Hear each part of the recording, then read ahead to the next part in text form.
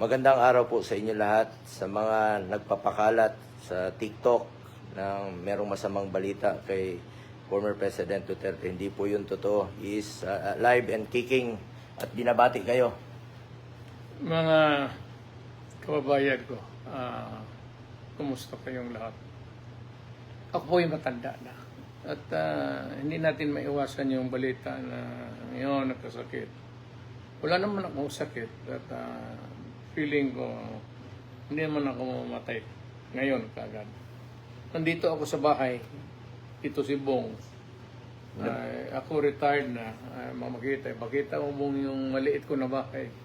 Kain lang niya. Housing lang ito. Housing ito ng... Batiin mo lang sila, yung mga Pilipino. nandito lang ako nagre-relax. At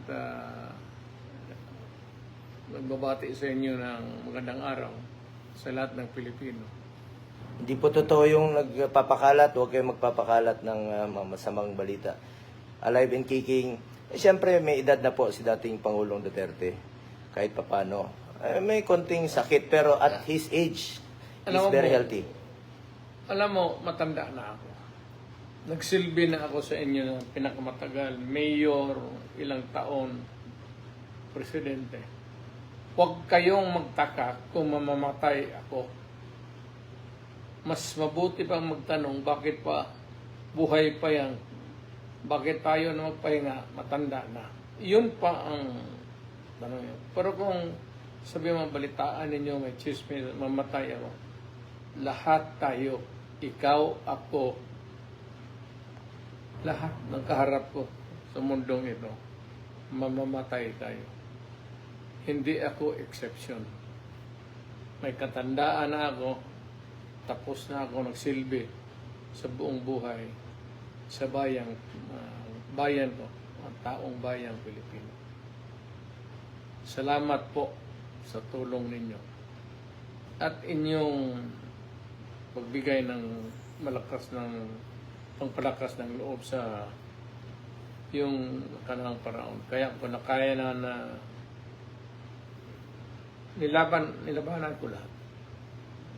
Lalo na yung krimen. Tapos na ako, retired na ako. So, very healthy po si dating Pangulong Duterte. Ako naman, in my own small personal capacity, ang commitment ko sa kanya, lalo na sa kanyang medical, at hindi ko po pababayaan ang ating dating Pangulong Duterte. Hanggang kamatayan po ang aking commitment sa kanya. At mahal na mahal ko po siya. At parati niyang pinapaalala, just do what is right. Yan. Magtanong kayo ng anong pinaka-advice ko para sa iyo at para sa mga anak at apo ninyo.